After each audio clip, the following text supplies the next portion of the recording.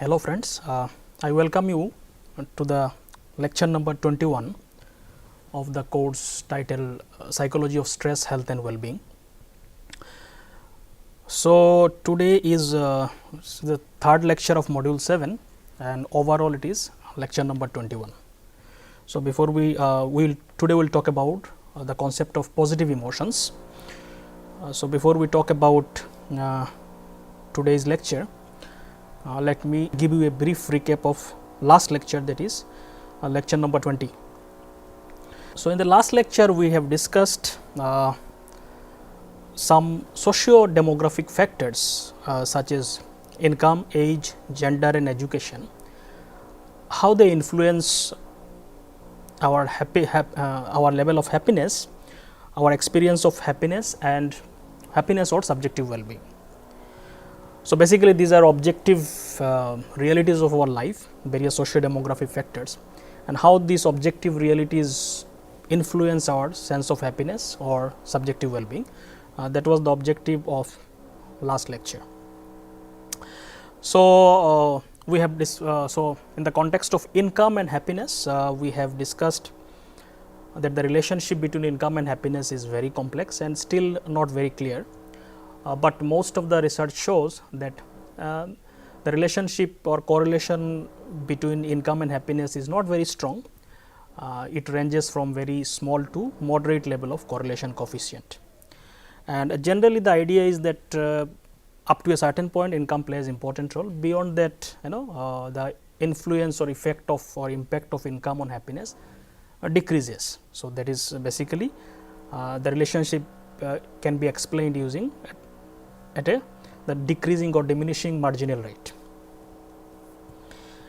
In the context of income and happiness, we have also discussed a concept called as Easterlin paradox, where one of the economists whose name is Easterlin, who in 1974 wrote a seminal paper which stimulated a lot of interest in especially for interest in research in the connection between income and happiness. And he basically found a paradox in the sense that there was a substantial real per capita income increase in the last few decades in the western countries, but there was no corresponding rise in happiness level of the people in those countries, especially when he looked at time series data.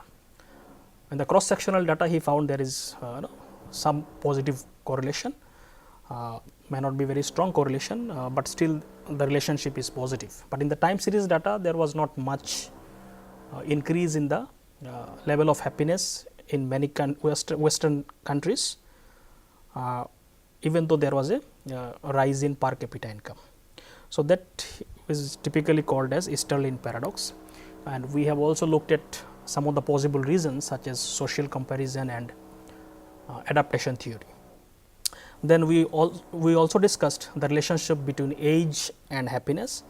Again, the literature and the research evidences generally shows that there is no consensus in the direction of relationship between age and happiness. Some showed there is no relationship, some research shows there is a positive relationship, and some research shows there is a non-linear or U-shaped relationship between age and happiness.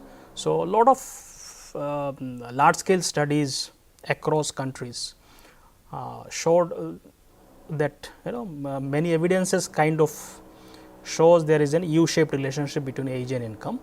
When we talk about U-shaped relationship, basically we are talking about which is that the middle age, the average happiness level of middle age is kind of lowest. So, there is a dip in happiness level at the middle age, maybe 40 to 55 years of age, and then it slowly increases. So, in the young age it is little higher, then it goes down in the middle age, then it again rises up. So, that is the meaning of U-shaped relationship. We have discussed this phenomena and we also discussed some possible reasons for it.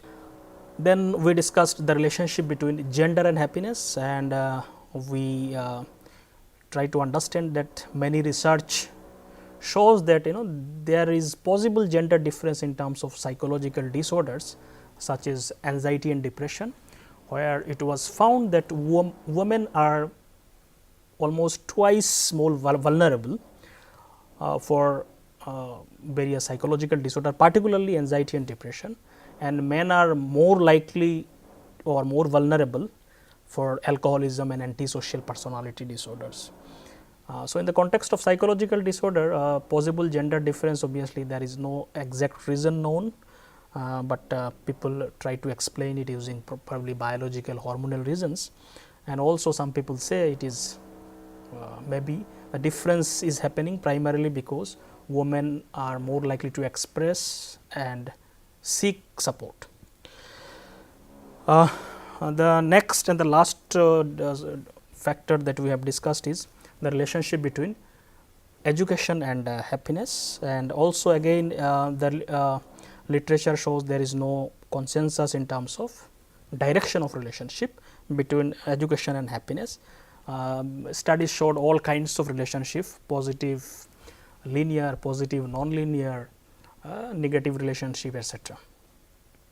So, possibly in that context we have discussed education may promote well-being or happiness, subjective well-being or happiness, or may act as a detriment depending on many other factors. Primarily, education may promote happiness primarily because it enhances your skills and resources to achieve your goals, but sometimes higher education also enhances or increases our aspiration levels to the extent that sometimes we may not able to fulfill those aspirations and reach those goals. So, in that sense it may act as a detriment for happiness and subjective well-being. So, we have discussed basically there are all these objective realities of our life has an influence on our sense of happiness or subjective well-being, but the relationship or impact is not very strong, and these relationships and the impact of all these factors on human happiness may be mediated by many other psychological factors, such as our aspiration levels, our goal settings, the way we compare ourselves with others, and so many other factors. So, today we will talk about positive emotions, which is also an important concept connected to happiness level, because it is one of the important ingredient of happiness, that how much you experience positive emotions. It is generally expressed, and it is one of the core component of our idea of happiness. So, in today's lecture we will talk about the concept of emotions, then we will talk about positive versus negative emotions, then we will talk about 10 common positive emotions, then we will also talk about values and functions of positive emotions. So, these are some of the important topics that we will discuss today. Let us start. So, what are emotions? When we talk about emotions, so generally by emotion we mean our feelings. So, one aspect of our reality or psychological reality is that we think, and another important aspects of our psychological reality is that we feel. So, that feeling aspect is our emotions. So, people define emotion in various ways. So, we will see a few definitions here. First, one definition says that an emotion is a complex psychological state. It is basically an experience in our mind that involves three distinct components. So, every emotion has three important components. One is there is a subjective experience in our mind. So, there is an experience. Second is there is a physiological response. Every emotion has some physiological response. So, there is a change in our physiology. And third, every emotion has a behavioral or expressive response. So, these are three important components of every emotion. So, every emotion will have a mental experience, it will have a physiological impact, and it will also have a behavioral and expressive response. So, every emotion is connected with some expression or some action that we do. For example, when we feel angry, anger is an emotion. At the subjective level, there is a specific experience of that emotion. So, when we feel angry, there is a sense of irritation, there is a sense of hotness, in our experience. So, there is a definite specific mental experiences associated with certain emotions. So, anger will have certain subjective experiences. Then there will be physiological response of anger. So, when we experience anger, because it is very energetic and very physiologically aroused state. So, whenever somebody experiences anger, there may be increase in heart rate, physiological arousal, and so all kinds of physiological response can be associated with anger. And behavioral and expressive response. So, with anger we show certain behavior. So, an expression, you may show certain behavioral tendencies, such as you may start scolding somebody or beating somebody, some kind of behavior will be associated with it. So, every emotion has these three important components.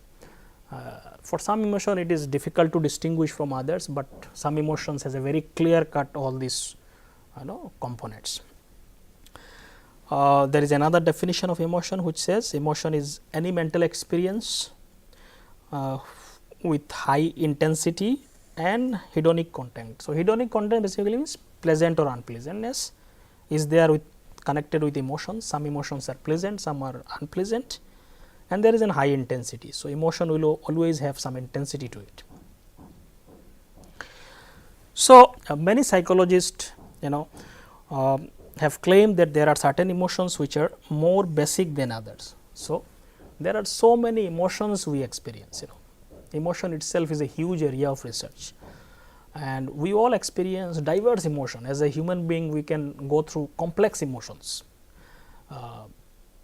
and there may be some basic emotions which are very fundamental, and there may be more complex emotions which may include combination of many other emotions. One of the particular research, his name is Paul Ekman. He is one of the pioneer in research in the area of emotions. He reported we all human beings experience 6 basic emotions. When he says some basic emotion, basically by basic emotion we mean it is kind of biologically and psychologically very basic and fundamental, and they are universal. So, that is the meaning of basic emotion. So, there are 6 basic emotions according to him. These are fear, disgust, anger, surprise, joy and sadness.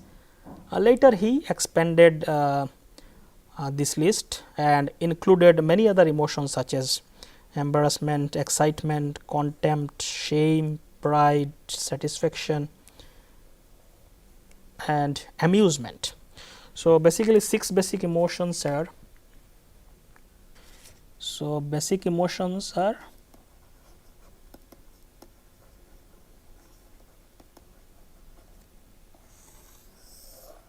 so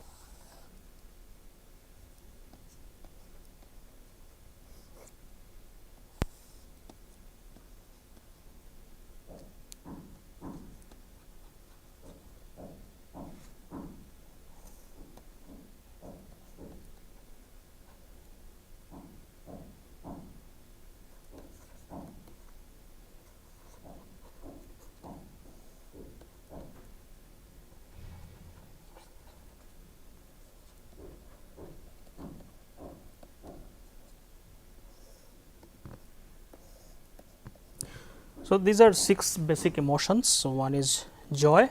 So, joy is kind of emotion where we experience certain kind of delightfulness, sense of contentment, gratification, satisfaction. These are the things associated or feelings associated with the basic emotion of joy. Sadness is somehow it is more at the negative side, in the sense that it is characterized by disappointment, grief, hopelessness. These are some of the feelings associated with sadness.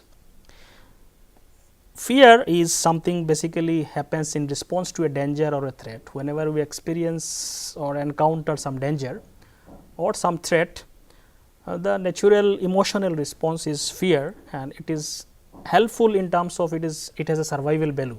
It is the fear that help us to and kind of indicates that there is something is dangerous in our environment, and we should take protection or either by running away or doing or taking appropriate whatever solutions that is needed. So, fear may be associated with running away, hiding, freezing. Sometimes people freeze when they experience high intense fear. Disgust is about sense of aversion or revulsion, kind of repulsion that you experience in response to some unpleasant taste, sight or smell. So, there is a kind of disgust. You do not simply you experience certain dislike or aversion towards anything that you see, feel or kind of smell or taste. If it is very unpleasant, we experience sense of disgust.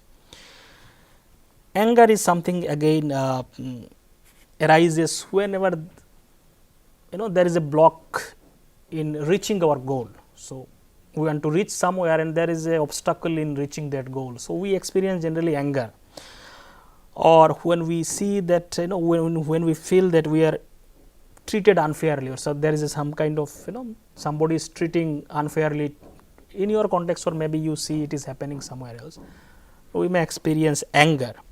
So, you may become very argumentative, bitter, vengeful when we experience this emotion of anger. So, anger can be sometimes dangerous in the sense people may become very provocative and may lead to aggression and many other disruptive behaviors. And the last one is surprise. Surprise arises when we experience or encounter some sudden or unexpected things in our environment, sudden or unexpected things. Now, we become surprised. So, it is a brief startle response happens maybe when we hear some unexpected sounds or movement in our environment. So, it is more like a startle response and it is generally for a brief period of time it happens. So, according to Paul Ekman, so these are 6 basic emotions that we all experience universally across cultures, and they are very fundamental. We may experience very complex emotions. By combining all these emotions may combine in, and we can experience so many other kinds of emotions also. So, he also basically later added many other emotions, but they may not be so clear cut like these 6 basic emotions. These are like embarrassment, excitement, contempt, shame, pride, satisfaction, etc.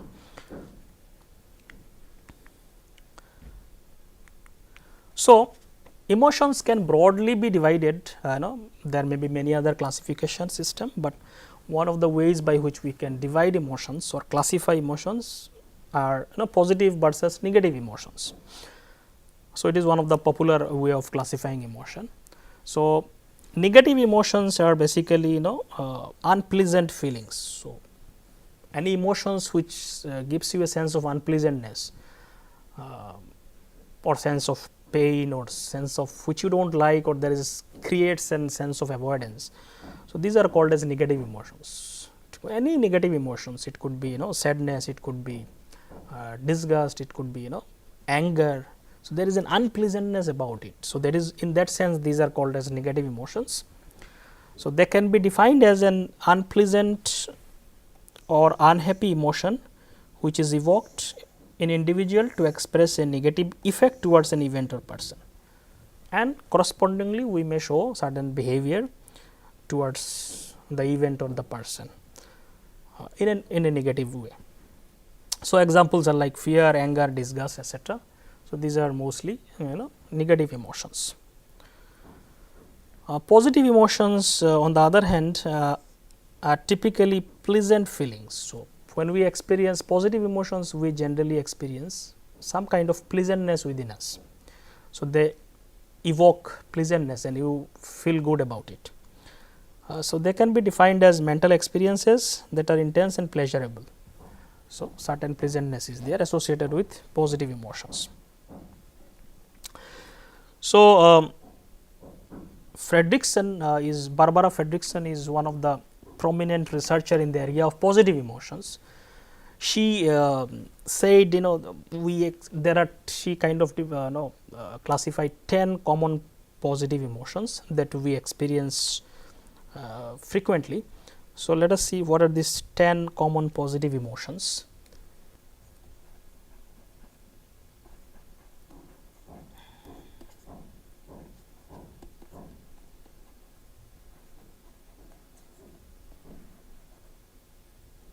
So, common positive emotions may include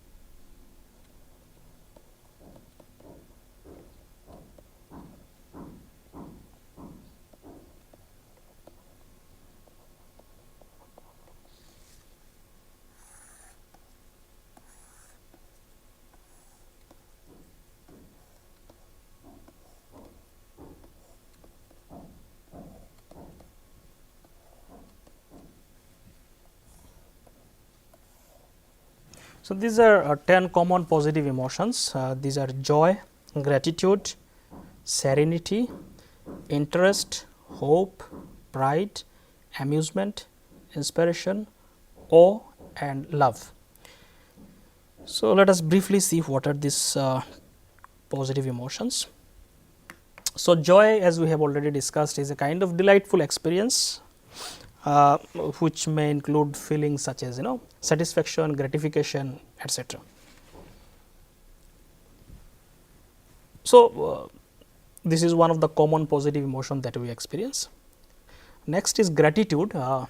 Gratitude is seen in many contexts just more than emotions. It is not just emotions, but it can be also considered as an important positive emotions. So, gratitude basically means the feeling of thankfulness for something or someone in your life. So, when you feel grateful towards someone that whoever contributed something positively to your life, or for something that you got in your life, you just express thankfulness. We sometimes thank God that this has happened in my life, or thank God, you thank someone. So, that sense of thankfulness is gratitude. Next one is serenity. Serenity is experience of peacefulness and tranquility. So, basically whenever you feel very peaceful and calm, that is called as sense of serenity. It is very similar to joy, but it is much more quieter, in the sense it is, you do not have much intense feelings associated with it. It is more peaceful and calm. The next one is interest. Interest is about whenever you are in a state of intrigue, you are very curious and engaged with something, that is a sense of interest. So, many of these emotion, we may not many times consider it as an emotions, but they are all associated with positive emotions. So, according to Fredrickson, these are also can be categorized as an emotions. So, interest is a kind of when you feel very curious and engaged with something that you encounter, that sense is called as interest. Hope is another kind of, according to Fredrickson, is an emotion, but many also consider it is more like of a cognitive thing, where you become optimistic about your future. So, it is a belief and feeling that will turn things in a best. So, you will feel that things will become better in future or turn out to be good. That feeling of possibilities and optimism is sense of hope. So, this is also associated with positive emotions. There may be a cognitive component to it. Next one is pride. Pride is a feeling of accomplishment or achievement or mastery about something. So, in many cultures, pride is considered as negative, not positive. Especially the Eastern, probably some cultures, collectivist culture. pride may be seen in the negative as a negative kind of aspect. In many Western countries, it is considered as a positive thing. So, basically you become feel good about your achievement, your accomplishment of your life. So, in that sense it is called as a pride, but it may have some cultural connotation, where some culture may not consider it as a positive in that sense. Then comes amusement. Amusement is basically it happens in the context of social situation where you are in a group or with other people. So, it is an experience of fun, humor and playfulness with others. So, it is not you cannot experience amusement on your own. It is generally happens when people are around you and you play as a humor, you have a sense of fun with other people. So, that is called as amusement. Then comes inspiration. It is about feeling of upliftment when we see goodness and extraordinary things in our life. So, inspiration is connected to motivation. Whenever you get inspired, you are motivated to do something. You see something and it kinds of attracts you and you get uplifted and you want to achieve some certain thing in your life by getting motivation from something. So, that is inspiration. So, it is a sense of upliftment that happens by seeing something or some extraordinary work or feat or something in the whatever in your environment. So, it makes you strive for great things. So, it is connected to motivation.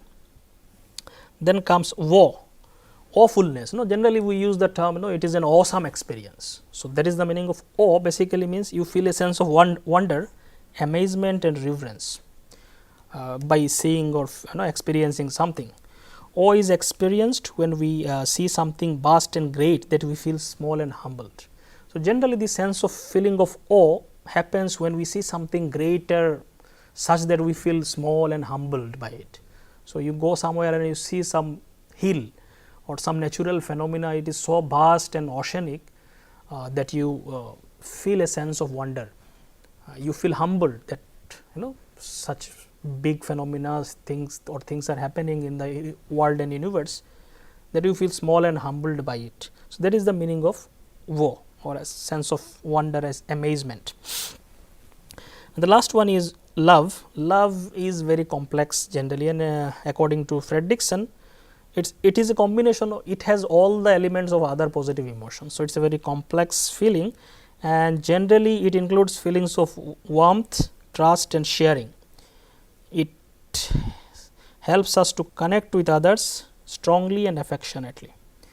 So, love is a sense of, it is considered here as an emotion, but obviously it may have many other things to it.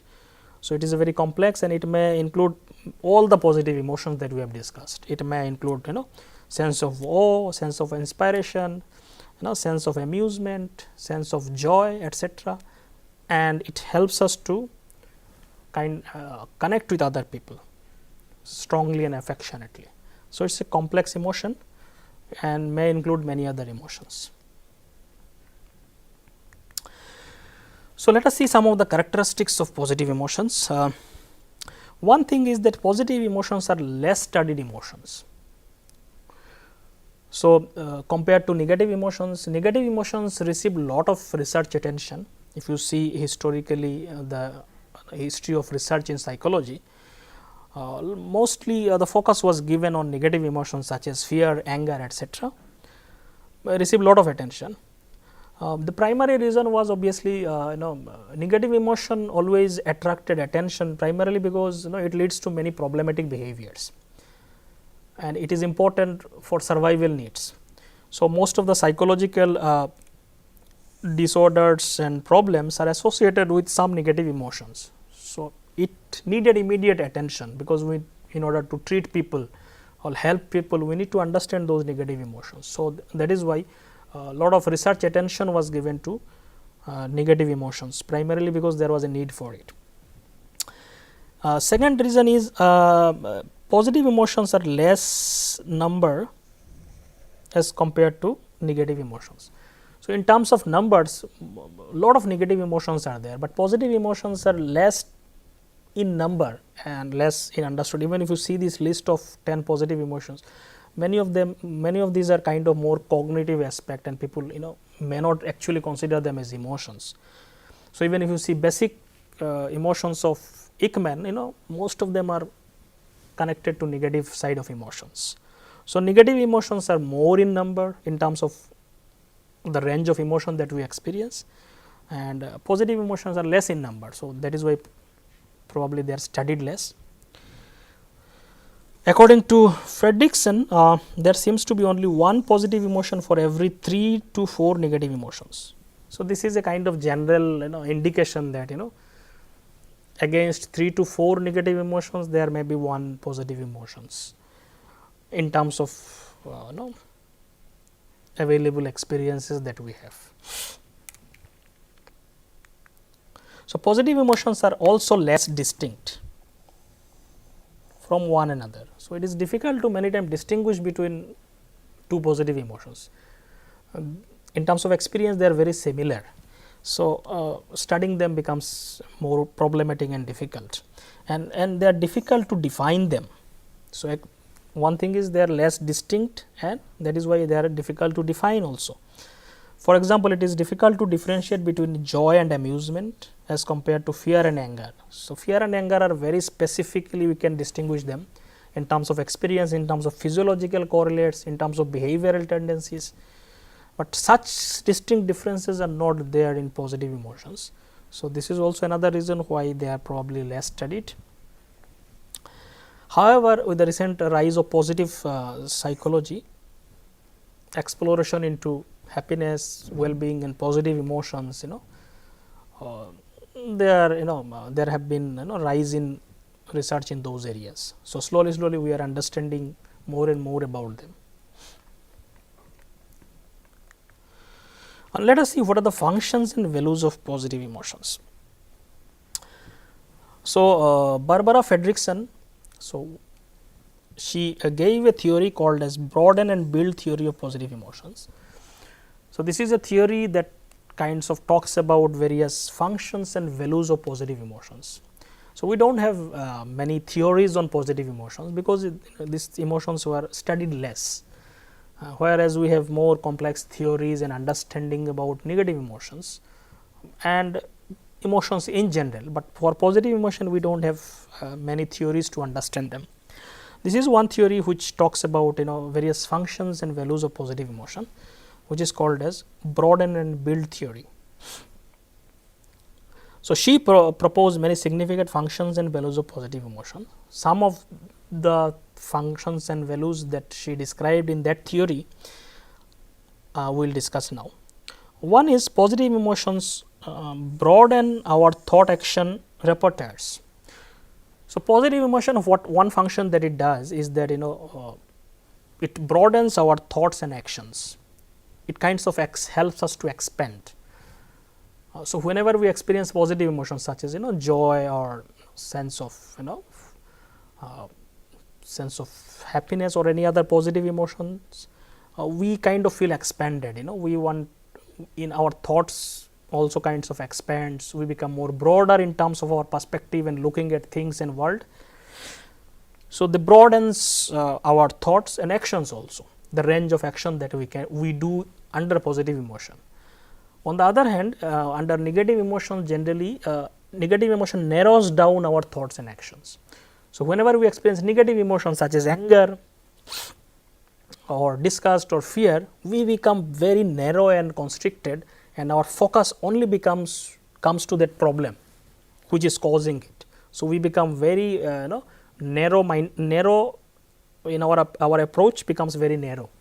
So, it narrows down our thoughts and actions. So, this is a kind of sharp difference between positive emotion and negative emotions. So, negative emotion narrows our attention, thoughts and options, positive emotion broadens them. So, this is one of the functions that it does. So, it makes us more creative, it helps us to see more opportunities, and it makes us more flexible and open minded. So, positive emotion does all these functions, which are very conducive and helpful to solve problems, to deal with the problems of life, to become more creative in our approach. So, because of this aspect, positive emotions kind of promotes many other associated functions which are adaptive. So, under negative emotions we become very constricted and we are not able to look at solutions of problems generally, because we become too focused and we do not see beyond that problem options which are beyond that. So, we become very focused and narrow minded, which hinders solutions of problems and adaptation to a situation. The next function that Fredrickson talks about is positive emotions undo negative emotions. So, what is the meaning of undoing negative emotions? Means if you might have experienced negative emotions, certain impact is there. So, it will have a physiological impact in your body, in your mind, certain negative emotions. But if you experience positive emotion after death, it will undo all this negative impact of it from the body as well as from the mind. So, positive emotion help us to recover from the harmful effects of negative emotions. So, negative emotions has so many harmful effects. We have already discussed in our initial lectures, stress and negative emotion, how it can have a harmful effects in our both in our mind and body. So, we generally do not experience both positive and negative emotions simultaneously. Generally, we cannot experience both at the same time. So, whenever we experience positive emotion, we cannot experience negative emotion simultaneously. So, experiencing positive emotion may undo its effect, undo the effects of negative emotions. Therefore, inducing positive emotions when we are experiencing negative emotion such as anxiety, stress, which are actually associated with negative emotions, can diminish the intensity and duration of such negative emotions. So, this is generally we also understand in our day to day life functioning also, that when some people are in a very stressed and negative emotion, experiencing negative emotions, people who understand, they will go and crack some jokes or tell something brighter side of life. So, the idea is that they are trying to stimulate positive emotions. So, if they stimulate positive emotions in that person, it will undo the negative impact of negative emotions. So, it will slowly that person will be able to come out of it. So, this helps us to undo the negative emotions. So, this is another function. The third function is positive emotion enhance resilience. We have already talked about this part when we discussed the concept of resilience, that for enhancing resilience, resilience is basically our ability to bounce back from some adversities and crises of life. So, this generally when some adverse event happens or crisis happens, we generally experience a lot of negative emotions, and that actually hinders us to come out of it in many situations. So, sometimes stimulating or facilitating positive emotion in those contexts will help us to broaden our thoughts and options. We will be able to find more solutions to come out of it. So, in that sense, it will kind of facilitate problem solving and adaptive coping in the context of adversities and life crises or stressful situations. So, it enhances our sense of resilience. The another function of positive emotion is that it builds many resources, particularly psychological resources. Resources means certain abilities or skills that helps us to or empower us in certain ways. So, those are called as resources. So, positive emotions helps in building various kinds of resources, including physical resources, intellectual resources, social and psychological resources. So, it promotes building of so many resources and help us to adapt to various life circumstances. For example, positive emotions build intellectual resources through enhanced learning and performance. So, under positive emotions, we are more likely to learn more in the context of intellectual learning, and we are able to perform better as compared to when we are under negative emotions. So, when you are happy and joyful, you learn more intellectually. It could be learning about some whatever topics, about some classroom exercises, whatever it is. If you are joyful and happy, generally you are more likely to learn more because your thoughts are more open and creative and more flexible. So, it promotes learning, and also it helps us to perform better in terms of actions. So, it builds intellectual resources in that sense. So, positive emotions also can build in certain contexts physical abilities or resources. So, for example, whenever we feel good, we generally engage in sports and plays. All this also helps us to build physical resources. Positive emotions are also key in building and maintaining social relationship and facilitate social resources. So, positive emotions are also connected to social resources, building social resources in terms of building connection with people. So, generally when we are feeling good, we want to connect with people, share it, express it, and also other people also feel good in terms of connecting with us when we are joyful and happy. People generally do not like to be associated with somebody who is constantly depressed. So, when you are happy, other people also likely to be associated with you. You yourself will be likely to connect with other people. So, in that sense, it also promotes or facilitates building social resources. Another important function or aspect of positive emotion, that it can trigger an upward developmental spiral. So, an upward spiral kinds of it can stimulate. So, generally negative emotion stimulates downward spiral, such as under depressed mood or when we become very sad, it can stimulate downward spiral of negative thoughts and emotion and can lead us to vicious cycle of negativity. So, let us say when somebody is very depressed or very sad, so what happens, it will stimulate negative thoughts, more and more negative thoughts will stimulate more and more negative emotions, negative emotion will further stimulate negative thoughts. So, it kind of facilitate thoughts, negative thoughts and emotion in a kind of spiral.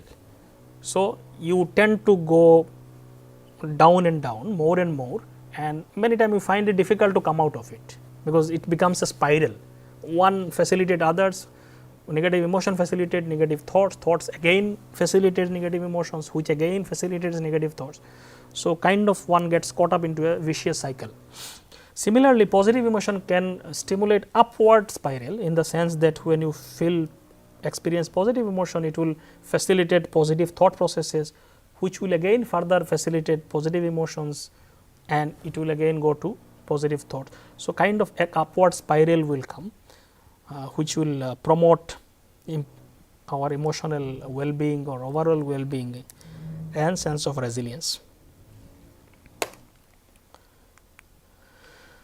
Positive emotions also may protect health, primarily because by undoing the effect of negative emotions. We have already discussed in many lectures that in the initial few lectures, that negative emotions associated with stress and other negative emotions can lead to many physical and psychological disorders, both physical and psychological disorders, by stimulating release of stress hormones and other things. So, positive emotions can undo all this negative effect, therefore, it can promote health, both physical as well as mental health. So, positive emotions can undo the harmful effects of negative emotions, including physiological effects. So, it is possible that positive emotion may protect our physical health as well. There are evidences to it also. There is something also called as a positivity ratio.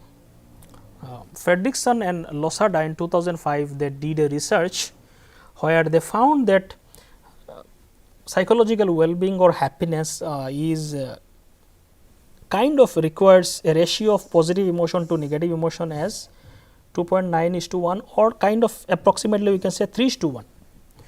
So, against one negative emotions, if we experience 3 positive emotions, if that is the ratio of your experience, then so if people who have reported 3 or more instances of positive emotions, for every 1 instance of negative emotions, are more likely to stimulate upward spiral of positivity and lead to experience of flourish and resiliency. So, it is for well-being and flourishing life to happen, or sense of resilience to happen. Generally, the research indicates that against one negative emotions, if people experience 3 positive emotions as a general ratio, 3 or more, then it will stimulate an upward spiral of positivity, which will promote resilience as well as well-being. So, various happiness intervention strategies we will discuss in some upcoming lectures will be basically about enhancing some of this positivity ratio also.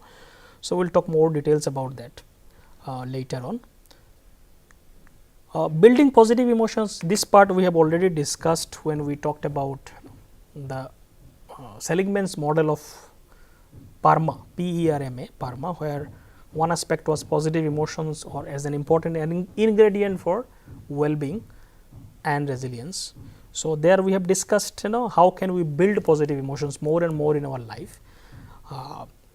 We have already discussed about, so just briefly I will just touch again because it is specifically talking about positive emotions. So, one thing is by practicing gratitude. So, gratitude itself is also considered many times as positive emotions, but by practicing gratitude basically means by expressing thankfulness towards others or in general about your life can immediately stimulate positive emotions. Because we have already discussed, whenever you complain about lives more and more, complaining stimulates negative emotions, but thankfulness, a sense of thankfulness always stimulates positive emotions. And we may find many things in our life for which we should be thankful. Generally, we do not look at that direction. So, that being grateful always enhances positive emotions. Doing activities that you enjoy is one of the best ways. So, many activities people enjoy, and by doing that we can enhance positive emotions. Spending time with loved ones is one important ways of increasing positive emotions. Playing with children, pets and friends, basically again it is a kind of connected to loved ones. Spending more time with them enhances our frequency of positive emotions. Doing exercise, particularly aerobic exercise, we have already talked about it in one full lecture, where we discussed that aerobic exercises stimulate certain hormones such as endorphins, which improves our mood and enhances positive emotions. Listening music also is obviously a very simple and effective ways of stimulating positive emotions. Now, in the end, let us talk about negative emotion as such. We should not curse negative emotions. So, because we have talked so much good about positive emotions, so we should not understand that negative emotions are bad in the sense they should be cursed and removed from our life. They are not always bad in the bad or negative in that sense. So, negative emotions are kind of important part of our life and you cannot avoid them, and they are also adaptive in that sense. Certain negative emotions are necessary for our survival. For example, fear. Sometimes without fear we will not be able to survive. So, fear gives an indication that you need to take care of yourself, because there is a danger in an environment. So, negative emotions should not be looked like they should be cursed or something. They are also very important part of our life. Even in positivity ratio, negative emotion is present in that ratio 3:1. So, at least one negative emotion has to be there or should be there or it is there. The problem why we are talking about increasing positive emotion is that we are experiencing too much negative emotions, which is causing many decreasing our sense of well-being and happiness. So, in that context we need to increase our experience of positive emotions. So, excess of anything is bad. So, negative emotion is also very bad if you experience too much of negative emotions, and our lifestyle and the environment is becoming such complex that is stimulating more and more negative emotions. So, in that context we need an intervention for positive emotions. Excess of anything is bad, including positive emotions. In certain disorders such as mania, which is also a phase in the bipolar disorder where people alternatively go through depression and mania. So, in depression they will become utterly depressed and disconnected, and in the phase of mania they will become extremely euphoric, very talkative. There will be they will be highly in a good mood. There will be lot of energy and activation, and too many of activities they will do. There will be racing thoughts in their mind. So, all these are characteristics of manic episode. So, those are not helpful because this is in excess and without really any context people are experiencing such emotions. So, that can be also maladaptive in that context. Boniwell in 2012 proposed that there may be many other positive aspects to negative emotions also. In that sense, sometimes negative emotion can instigate personality change. We have discussed in post traumatic growth that traumatic experience can actually stimulate certain positive changes within us. So, in that context they may also stimulate positive changes. Some negative emotions can promote self reflection and help us to keep in touch with our deeper selves. So, more self reflection, personality changes, all this can be associated with negative emotions sometime. Sufferings may make us more wise and facilitate learning and understanding. So, that is also again connected to post traumatic growth. So, it can make us more wiser. Coping with negative emotion may cause positive social consequences such as care, empathy, morality and modesty. Sometimes these things gets developed when certain negative in the context of negative emotions collectively we experience. So, these emotions may actually which are positive in that sense, care, empathy, all this can be facilitated by that. So, it is not looking at negative emotion as bad or evil or something, it is more like we need to stimulate more and more positive emotions within us to increase our sense of well-being.